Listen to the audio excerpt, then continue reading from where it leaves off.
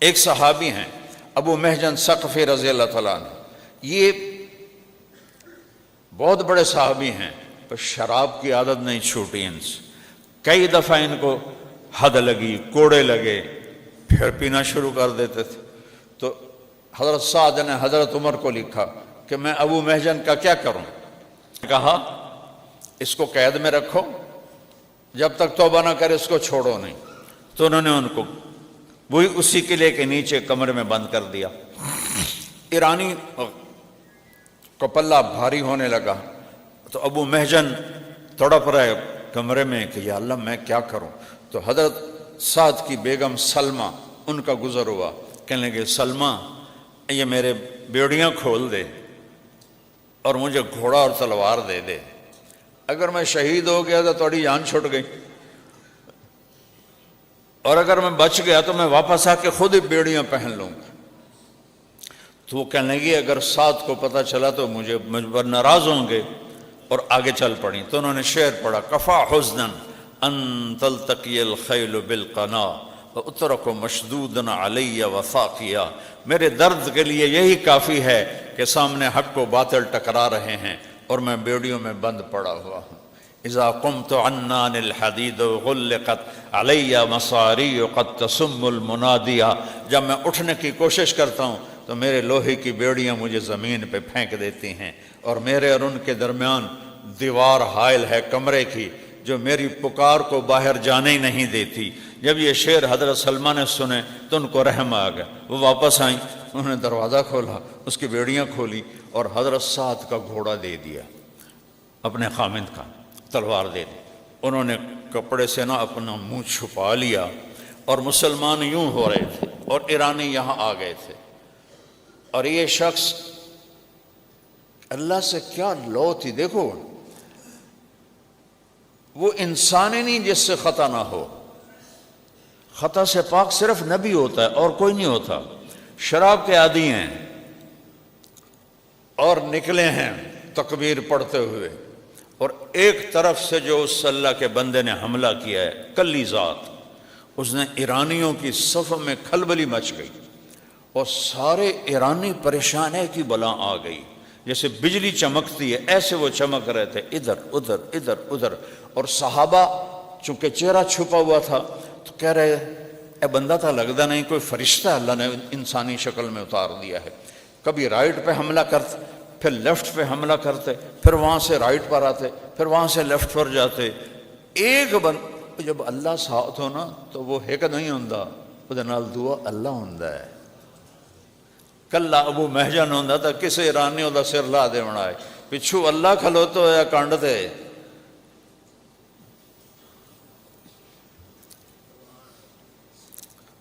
تو وہ اس قدر کھلبلی مچی کہ ایرانی پیچھے ہٹنا شروع ہو گئے۔ ایک بندے نے ایران کے لشکر کے زور کو توڑ دیا، اور جو ہی ان کا زور ٹوٹا اور وہ پیچھے ہٹے تو انہوں نے اچھا حضرت سعد بن ابی وقاص اوپر بیٹھے ہوئے دیکھ رہے ہیں، کہنے لگے اے کون ہے بندہ، چونکہ چہرہ چھپا ہوا ہے، غور کر کے کہنے لگے اے گھوڑا تو میرا لگتا ہے پر وہ تو استبلج کھلوتا ہے، اور حملے دا انداز ابو محجن دا ہے، وہ جیلج پہ ہے، تو یہ کون ہے؟ تو پریشان ہو کر دیکھ رہے ہیں کہ الجولت جولت فرس، گھوڑے کی جو چھلانگ ہے وہ میرے گھوڑے جیسی ہے، وہ سولت ابی محجن، اور حملے کا انداز ابو محجن کا ہے، وہ قید میں ہے، گھوڑا میرا استبل میں ہے۔ یہ کیا بلا ہے جس نے پورے ایران کے لشکر 1,20,000 نو ایک بندہ گھما دے گئے؟ اے اللہ کے بغیر ہو سکتا ہے؟ کوئی توپ تو نہیں تھی، کوئی ایٹم بم تو نہیں تھا، پیچھے اللہ تھا۔ اللہ ان ینصرکم اللہ فلا غالب لکم، اور میں تمہاری مدد کروں تو کوئی غالب نہیں آ سکتا۔ آج اللہ کو ہم نے ناراض کر دیا، اللہ تو کہتا میں حاضر ہوں، پیچھے اللہ ہے۔ تو جب وہ ایرانی لشکر پیچھے ہٹا تو یہ واپس آئے اور بیڑیاں باندھ کے بیٹھ گئے۔ شام کو حضرت سعد کے خیمے میں سارے جو امیر لشکر خالد بن عرفہ، قیس بن مکشو اور جریر بن عبداللہ اور بڑے نعمان بن مقرن، یہ بڑے بڑے جو تھے، مغیرہ بن شعبہ، یہ سارے اکٹھے ہوئے۔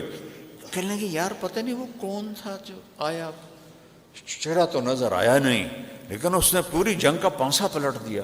اب کسی کو سمجھ میں نہیں آیا، سارے پھر یہی کہنے لگے لگتا اللہ نے کسی کے ذریعے ہماری مدد کی، اور یہ کہہ کر اٹھ گئے۔ تو پھر حضرت سلمہ خیمے میں داخل ہوئیں اور حضرت سعد سے پوچھنے لگیں آج جنگ کا کیا حال رہا؟ تو کہنے لگے آج تو اللہ نے کسی فرشتے کے ذریعے ہماری مدد کی۔ پھر تھوڑی دیر بعد کہنے لگے ویسے ایک بات کہوں سلمہ، اگر میرا گھوڑا استبل میں نہ ہوتا تو مجھے لگتا تھا گھوڑا میرا ہے، اور ابو محجن قید میں نہ ہوتا تو مجھے لگتا تھا حملے کا انداز ابو محجن کا ہے، لیکن پتہ نہیں کون تھا۔ تو حضرت سلمہ کہنے لگی حاج اگر آپ مجھے معاف کریں تو میں ایک بات کہوں؟ کہنے ہاں ہاں کہو۔ کہا وہ گھوڑا آپ کا تھا اور وہ ابو محجن تھا، کبھی ہم بھی تم میں بچا تھی۔ کہنے لگا وہ کیسے؟ کہ میں گزری تو اس نے مجھے کہا مجھے چھوڑ دو، میں نے چھوڑا نہیں، اس نے شعر پڑھے، میرا دل نرم ہو گیا، میں نے چھوڑ دیا، یہ سارا کمال ابو محجن کا ہے۔ فرمایا ابھی بلاؤ ابھی بلاؤ۔ ابو محجن کو بیڑیاں کھول کے بلایا گیا، آپ نے گلے لگایا، ماتھا چومک، ابو محجن آج کے بعد جو مرضی کر، تو آزاد ہے، تجھے کوئی سزا نہیں ہے۔ کہا پھر میری بھی آج کے بعد شراب سے پکی توبہ ہے، پہلے میں اس لیے شروع کر دیتا تھا کہ لوگ کہیں گے کوڑوں کے ڈر سے اس نے شراب چھوڑی، تو میں پھر شروع کر دیتا تھا، اب آپ نے مجھے معاف کیا تو میری بھی توبہ ہے۔ 4 دن یہ جنگ چلی تو میرے رب کا غیبی نظام چلا۔ چوتھی رات جب لشکر الگ ہونے لگا تو قعقاع بن عمر رضی اللہ تعالیٰ عنہ نے تکبیر پڑھ کے دوبارہ حملہ کر دیا ایرانیوں پر، اندھیری رات میں۔ پیچھے صحابہ نے بھی کر دیا، ایرانی بھی آگے، ساری رات لڑائی ہوتی رہی، دن کو چلی، شام کو رک جاتی تھی۔ قعقاع بن عمر کی تکبیر پر صحابہ کو جوش آیا، انہوں نے دوبارہ حملہ کر دی، بھوکے پیاسے سارے دن، اے نہیں کہ کوئی ٹھوٹ ٹھا ٹھا کر دے پین، 20 کلو کی تلواریں ہیں، ایک من کی تلواریں ہیں، اور اوپر لوہے کے لباس ہیں، جسے سارا دن لڑے، شام کو واپس ہونے لگے، پھر ایمان نے اٹھایا اور ٹکرا گئے۔ صبح تک جنگ جاری رہی، پھر صبح کے وقت ایک خوفناک آندھی چلی صحابہ کی طرف سے ایرانی لشکر پر، صحابہ پہ کوئی اثر نہیں ہو رہا، تو کبھی اللہ کے جاری تو لگاؤ، پھر دیکھو کیسے آتا ہے۔ ہوا چلی، آندھی، اور وہ آندھی صحابہ کو کچھ بھی نہیں کہہ رہی، اور ایرانیوں کے خیمے اکھڑ رہے ہیں، اور مٹی اور گرد و غبار، اور رستم کا جو تخت تھا نا، اس کا خیمہ بھی اڑ گیا اور تخت بھی الٹ گیا۔ تو رستم نے اس کی فال لی کہ کم خراب ہو گیا، اس نے دوڑ لگائی اور دریا کی طرف بھاگا، دریا فرات کے کنارے جنگ تھی۔ تو ایک صحابی ہیں ہلال ابن علقمہ تمیمی رضی اللہ تعالیٰ عنہ، نوجوان، انہوں نے دیکھا کہ کوئی بڑے لشپش والا کوئی آدمی بھاگا جا رہا ہے، انہوں نے کہا کوئی اہم آدمی لگتا ہے، ان کو نہیں پتا یہ رستم ہے، انہوں نے پیچھے دوڑ لاتی، رستم نے پیچھے دیکھا تو انہیں تیر مارا، وہ چونکہ وہ بھاگ رہا تھا، تیر یہاں کہیں لگنے کے پیر پہ لگا تو انہوں نے آگے چھلانگ لگائی اور جا کر اس کا گربان پکڑا، ٹک، تلوار، سر ادھر گیا، وہ ادھر گیا۔ جب اس نے سر اٹھایا تو یہ تو رستم ہے، انہوں نے کہا میں نے رستم کو مار دیا۔ یہ کہنا تھا تو ایرانیاں دی بھگدڑ شروع ہو گئی، کوئی دریا میں ڈوب کے مرے، کوئی بھاگ کے مرے، کوئی ادھر گئے، کوئی ادھر گئے۔ اسی طرح ان ینصرکم اللہ فلا غالب لکم، اگر میں تمہاری مدد کروں تم پہ کوئی غالب نہیں آ سکتا۔ آگے مدائن پھر کبھی وہ سناؤں گا، چھوٹا سا سنا دیتا ہوں۔ دریا میں دجلہ میں خوفناک طوفان تھا، اور عرب کے گھوڑے پانی کے عادی نہیں ہیں۔ حضرت سعد نے فرمایا میں نے دریا پار کرنا ہے، آج ہی کرنا ہے، لہٰذا سب تیاری کرو۔ کیا؟ سب کہو نستعین باللہ لا حول ولا قوت الا باللہ، یہ تیاری ہو رہی ہے۔ اور پہل کون کرے گا؟ تو عاصم بن عمر تمیمی، وہ جو لے کر آئے تھے ٹوکرا، انہوں نے کہا میں تیار ہوں، کہ ان کے ساتھ 600 آدمی تیار ہو جاؤ۔ 600 ساتھ کھڑے ہو گئے۔ جب وہ دریا کے کنارے پہنچے تو حضرت عاصم بن عمر نے کہا 60 آدمی پہل کرو، 60 آدمی پہلے اندر جاؤ۔ کون تیار ہے؟ تو حجر بن عدی رضی اللہ عنہ پہلے کھڑے کہ میں تیار ہوں۔ ان کے ساتھ 60 اور ہو گئے، تو حجر بن عدی آگے اور 60 پیچھے۔ جب دریا کے کنارے پہنچے تو گھوڑے ڈرنے لگے، کیونکہ دریا میں شور تھا اور طوفان تھا، جیسے سیلاب آتا ہے، تو گھوڑے ڈرنے لگے۔ تو جو گھوڑ سوار تھے وہ بھی ذرا گھبرانے لگے۔ تو ذرا سنیا جب ایسا گل سناؤن واسطے تو تھوڑا جا سنا دیتا ہے، باقی تفصیل کدی بعد سناواں گا۔ تو حجر بن عدی کہنے لگے اوئے اتخافون من هذه النطفہ، اوے نطفے تو ڈر گئے ہو؟ نطفے تو کس کو کہہ رہے ہیں؟ دریائے دجلہ۔ اے ساڈا راوی جڑا ہے یہ امان دا نہیں، جس لئے سیلاب آ جاوے، دجلہ تو بلا دریا ہے۔ اوے نطفے سے ڈر گئے ہو؟ نطفے سے؟ اتخافون من هذه النطفہ، اس نطفے تو ڈر گئے ہو؟ ما کان لنفس ان تموت الا باذن اللہ کتابا مؤجلا۔ قرآن کی آیت پڑھی، کوئی مر نہیں سکتا جب تک اللہ نہ چاہے۔ اور کہا اللہ اکبر، اور گھوڑے کو ڈال دیا۔ نطفہ کیا کہہ رہے ہیں؟ نطفہ۔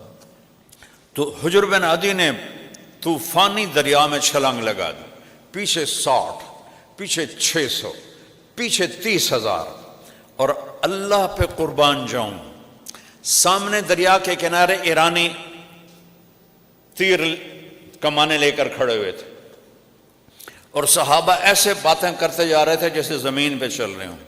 جب کسی کا گھوڑا تھک جاتا، دریا چوڑا تھا، تو پانی کے اندر سے خشک زمین کا ٹکڑا نکلتا، وہ اس کے اوپر گھوڑا آرام کرتا اور پھر تیرنا شروع کر دیتا۔ اور یہ ساری لکھی باتیں سنا رہا ہوں، ہوائی نہیں سنا رہا ہوں۔ دریا میں سے زمین کا ٹکڑا خشک باہر آ جاتا، گھوڑا اس پہ سانس لیتا اور چل لگ گئے۔ پورے لشکر میں 2 واقعے ہوئے، ایک پانی کی موج آئی، ایک صحابی یوں ہوئے، تھوڑا زین تو ہل گئے۔ ان کے ساتھ تھے قعقاع بن عمرو، انہوں نے اسے کوہنی ماری اور اس کو پھر سیدھا کر دیا۔ تو سعد بن ابی وقاص دیکھ رہے تھے، کہنے لگے مائیں عاجز ہیں، قعقاع جیسا بچہ پیدا کریں۔ اور ایک صحابی تھے، ان کا جو پیالہ تھا نا رسی سے بندھا ہوا، پانی کی موج سے رسی ٹوٹ گئی، پیالہ ادھر چلا گیا۔ دوسرے نے کہا لگتا تیری نیت بدل گئی ہے تاں تیرا نقصان ہوا۔ اس کہ اللہ دی قسم ہے میری نیت کوئی نہیں بدلی، یہ ہو ہی نہیں سکتا کہ میرا پیالہ ضائع ہوئے۔ یا اللہ، ذرا گل سنا جے، یا اللہ اب میں ہی تینوں ملیا میرا پیالہ کھڑی جاوے۔ کیا کمال کی بات، یا اللہ میں ہی تینوں ملیا میرا پیالہ کھڑی جاوے اور میں قربان جاؤں۔ جب وہ دریا، اب دیکھو نا یہ پانی یہ جا رہا ہے، پیالہ لکڑی کا ہے تو یہ جا رہا ہے، لیکن جب انہوں نے دریا پار کر کے کنارے پہ قدم رکھا تو لکڑی کا پیالہ آگے پڑا ہوا تھا، ان سے پہلے وہاں پڑا ہوا تھا۔ تو حضرت سعد نے حکم دیا کہ ان کو کنارے سے ہٹاؤ، تو انہوں نے دریا سے ہی تیر اندازی شروع کی۔ وہ تو اتنے ڈر گئے، دیو آمنا، وہ انسان نے دیو آ گئے، دیو آ گئے، بھجو بھجو دیو آ گئے۔ ایڈے وڈے دریا نو پار کیتی جاندے، نہ کوئی مردہ پیا، نہ کوئی ڈھاندا پیا، نہ کوئی ڈوبدا پیا۔ اے بلائی ہیں بندے نہیں ہیں، بلائی ہیں بندے نہیں ہیں، بھجو بھجو۔ سارا شہر خالی کر کے بھاگ گئے۔ جب حضرت سعد کا لشکر داخل ہوا، پورا مدائن خالی پڑا تھا، اور نوشیروان کا سفید محل خالی خزانوں سے بھرا ہوا، اور وہ سب خزانے میرے رب نے صحابہ کے قدموں میں ڈال لیے۔ لو ان تصبروا وتتقوا لا يضركم كيدهم شيئا ان اللہ بما يعملون محیط۔ 2 کام تسی کر دیو، ایک صبر تے ایک تقوی، پھر ویکھیا جے میں آمدہ کیویں ہاں۔ اللہ نے آ کے دکھایا، سارے خزانے کٹھے ہوئے۔ ایک جگہ ایک ہرن ایسے پاؤں کر، ہرن کا بت بنا ہوا تھا، ہاتھ اس نے ایسے کیا ہوا تھا، اگلا ایسے۔ تو حضرت سعد رضی اللہ عنہ فرمانے لگے یہ جو ایسے ہاتھ کر رہا ہے مجھے لگتا ہے کوئی اشارہ ہے۔ اللہ نے جب دینا ہو تو جس طرح وہ اشارہ کر رہا تھا کہا یہاں کھدائی کرو، کھدائی کی تو نیچے سے 100 خزانے نکلے، 100 کمرے خزانوں کے بھرے ہوئے۔ 400 سال حکومت کی تھی آل ساسان نے، 224 عیسوی سے لے کر 651 عیسوی تک، تو یہ 400 سال کے خزانے اس میں تھے جو اللہ نے وہ اس اشارے کو حضرت سعد سمجھے اور حضرت عمر کے سامنے لا کر ڈھیر کر دیے۔ اور جب آپ ہمارے نبی جب تشریف لے جا رہے تھے اور سراقہ ہجرت میں، اور سراقہ بن مالک نے پیچھا کیا 2-3 دفعہ اور پھر آخر توبہ کی، تو آپ نے کہا سراقہ آج تو میں نے نپڑ دے پیچھے، وہ کیا دن ہوگا جب تجھے ایران کے بادشاہ کے کنگن پہنائے جائیں گے، اور خود مکے والوں سے نکل کے جان بچا کے جا رہے ہیں، اور دنیا کی سپر پاور کے بادشاہ کے کنگن کی بشارت ایک بدو کو دے رہے ہیں۔ اور جب وہ خزانے آئے تو حضرت عمر نے فرمایا کسریٰ کے کنگن دیکھو، کسریٰ کے کنگن نکالے گئے کہ سراقہ کو بلاؤ، وہ بیمار تھے، 2 آدمیوں کے سہارے سے آئے، ان کو بلایا اور کہا سراقہ مجھے ابوبکر صدیق بتا کر گئے تھے کہ اللہ کے نبی نے تجھے، چونکہ اس وقت صدیق ساتھ تھے، عمر ساتھ نہیں تھے، کہ تجھے کسریٰ کے کنگن پہنائے جائیں گے۔ حضرت عمر نے خود پہنائے کہ یہ لے، آج میرے نبی کی بات سچی ہوگی۔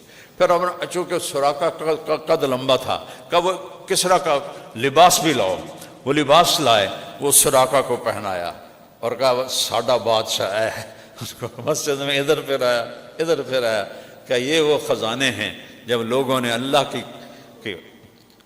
نافرمانی کی تو اللہ نے دوسری قوموں کو مالک کذالک وَأَوْرَثْنَاهَا قَوْمًا آخَرِينَ فَمَا بَقَتْ عَلَيْهِمُ السَّمَاءُ وَالْأَرْضُ وَمَا كَانُوا مُنظَرِينَ۔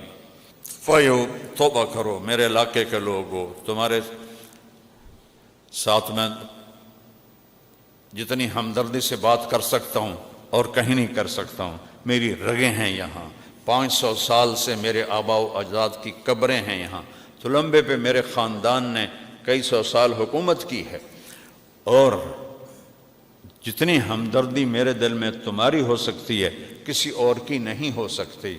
توبہ کرو، جوان سارے نوجوان بیٹھے ہو، بہت تھوڑے سفید داڑیاں والے ہیں، توبہ کرو اور اللہ کی بارگاہ میں جھکو، کبیرہ گناہوں سے توبہ کرو، نماز کو زندہ کرو، قرآن سیکھو، جھوٹ نہ بولو، زنا نہ کرو، شراب نہ پیو، دھوکہ نہ دو، فراڈ نہ کرو، ماں باپ کو دکھ نہ دو، پڑوسی کو دکھ نہ دو، کسی پر زیادتی نہ کرو، کسی کے ساتھ 2 نمبری نہ کرو، کاروبار میں ملاوٹ نہ کرو، کھوٹ نہ کرو، سچائی سے چلو۔ 10-15 چیزیں ہیں، یہ کر لو، دنیا بھی تمہاری، جنت بھی تمہاری۔ تو سارے نیت کرتے ہو بچے نوجوان، تو میرے ساتھ کہو یا اللہ میری توبہ، پھر زور سے کہو یا اللہ میری توبہ، پھر ایک دفعہ اور زور سے کہو یا اللہ میری توبہ۔ اب اگر آپ نے دل سے کہی ہے تو اللہ نے سب معاف کر دیے ہیں، اور پھر گھبرانے کی بات نہیں۔ اگر کبھی گناہ پھر ہو جائے تو کوئی ڈرن دی گل کوئی نہیں، پھر آ جائے یا اللہ میری توبہ، اللہ کہے گا چل جا معاف کی۔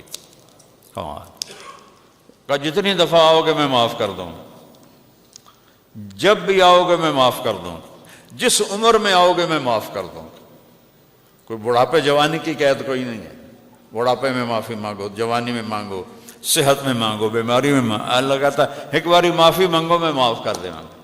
تو اس لیے توبہ بہترین عمل ہے، اللہ کو راضی کرنا سب سے آسان کام ہے کہ وہ 1 سیکنڈ میں راضی ہو جاتا ہے۔ پھر کبھی کوئی گڑبڑ ہو جائے، پھر کوئی اللہ میری توبہ، اللہ کہے گا چل جا، پھر معاف کر دیتا ہے۔ میرے نبی نے فرمایا جو دن میں 100 دفعہ توبہ توڑے، 100 دفعہ مثال دی، اور ہر دفعہ توبہ کر لے تو اللہ ہر دفعہ خوشی سے معاف کر دیتا۔ اپنا پتر بھی 3-4 باری ہیٹ ہوتے ہوئے نا تو بندہ 2-4 لا کے انہوں نے یا دفعہ نکل جا میرے گھروں۔ اور میرا نبی کہہ رہا اور دن میں 100 دفعہ تم توبہ توڑو اور 100 دفعہ آ کے کہہ دو یا اللہ معافی، تو اللہ اتنی خوشی سے معاف کرتا ہے جتنا پہلی دفعہ معاف کیا تھا۔ اب بتاؤ کیسا اللہ ہے میرا آپ، کیسا کریم اللہ ہے، اور اللہ کو اپنے بندے کی توبہ سے بے حد خوشی ہوتی۔